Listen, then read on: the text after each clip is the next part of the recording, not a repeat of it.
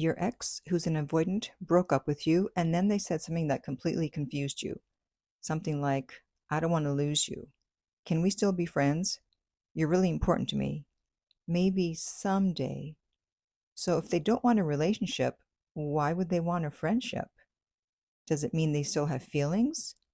Are they keeping you as a backup? Or is let's just be friends just a nicer way of saying goodbye? Today, I'm going to answer the 3 questions almost everyone asks after an avoidant offers friendship. First, do they still have feelings? Second, if they do, why don't they want a relationship? And then third, and this is the most important one, should you actually accept the friendship? Because your answer to that last question is going to determine whether you move forward or spend the next year trapped in emotional limbo. If you're new here, hi, my name is Lucia. I'm a dating and relationship expert specializing in helping you get your ex back or to get over your ex. And if you're not new, then you're part of my no contact army. Welcome back. Always happy to have you back. Okay, so question number 1, do they still have feelings? People think that if an avoidant offers friendship, then it means that they've completely moved on. And that's not usually the reality. Avoidants don't suddenly stop caring. Many of them are going to miss you, many will think about you, and many still love you. The problem is that feelings and capacity are not the same thing, which means that someone can care deeply about you and still not feel capable of maintaining the emotional vulnerability that a relationship needs. And that's why, for so many avoidants, they prefer friendship, because friendship allows them to keep an emotional connection to you without exposing themselves to the emotional intensity that made them feel overwhelmed in the relationship. And it also allows them to maintain the independence that they crave, which helps to reduce their feelings of shame or guilt over the breakup. And they may also want to retain the benefits of your presence, such as validation, without the expectations of a commitment. So yes, your avoidant probably still has feelings, but that doesn't automatically mean they're ready or able to be your partner. And that's how people end up getting hurt, because they confuse someone being emotionally attached with someone being emotionally available. And those are not the same thing. And if you would like to help distinguish between those two things, I do offer private coaching. And the link to that is underneath every single video and podcast, theartoflove.net/coaching. Contact me there and we will send you the rates. They are not on the website. Okay, so if they still care, then why don't they want a relationship? And this is where understanding avoidant attachment becomes important. Because think about the difference between a relationship and a friendship. A relationship comes with expectations, commitment, vulnerability, conflict, planning a future together, and those things are going to activate an avoidant's deepest fears. But meanwhile, friendship feels very different, because it is. There are fewer expectations, more independence, more emotional breathing room. It's still a connection, but without the pressure. And that's why friendship feels more emotionally safe to an avoidant. And also, there's another reason, guilt. Because contrary to what people believe, avoidants often do feel a lot of guilt after hurting someone that they care about. So remaining friends softens that guilt. So if you're still talking, still laughing, still meeting for coffee, it doesn't feel like they've completely lost you. Now, this isn't necessarily manipulation. It's just a way of reducing their own emotional discomfort. And sometimes they truly don't want to lose you completely. I've seen that a lot with my clients, where they're broken up with and the avoidant just keeps hanging around, just refuses to go away, is not making moves to come back, but they're not leaving either.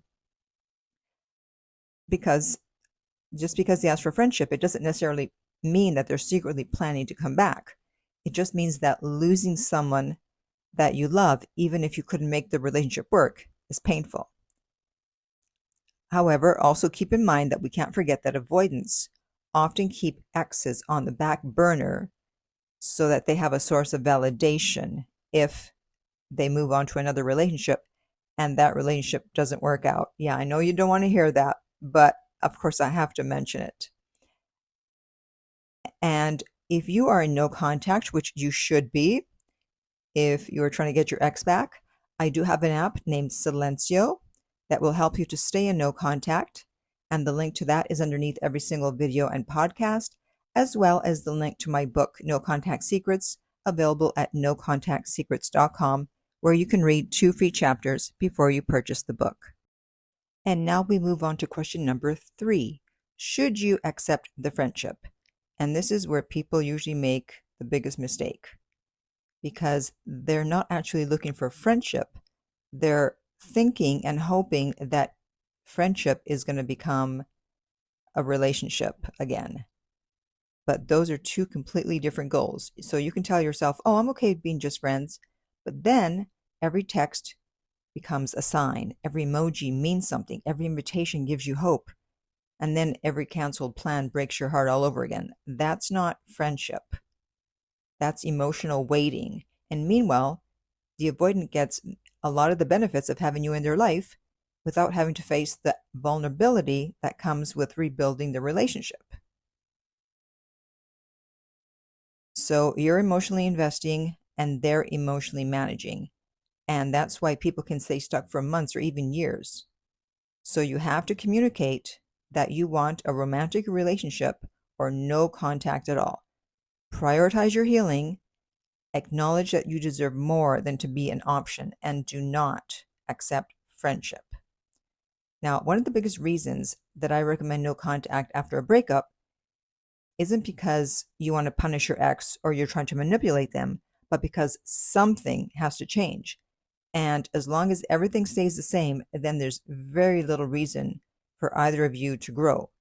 For the avoidant, no contact removes the emotional safety net. It forces them to experience what life actually feels like without you, because an avoidant doesn't usually process the full grief and loss of a relationship until they lose all access to you. And sometimes that's when they finally process the loss. And sometimes it isn't. But at least reality has changed. And for you, no contact gives your nervous system a chance to heal instead of living from text message to text message. You begin building a life that doesn't depend on someone else's decisions. And that's when you become more attractive, because you've stopped needing them to regulate your emotions.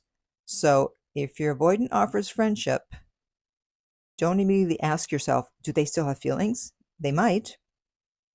But instead ask yourself, if this friendship never became a relationship again, would I honestly be happy?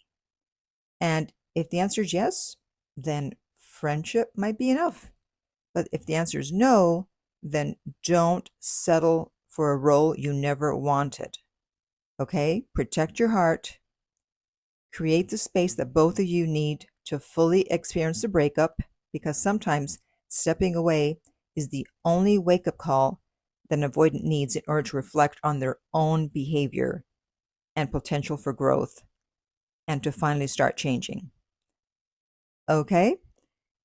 So now I want to hear from you. Do you have any questions or comments about anything I've said? And in the meantime, be sure to subscribe so you don't miss out on any future videos or episodes. And remember, love inspires, empowers, uplifts, and enlightens.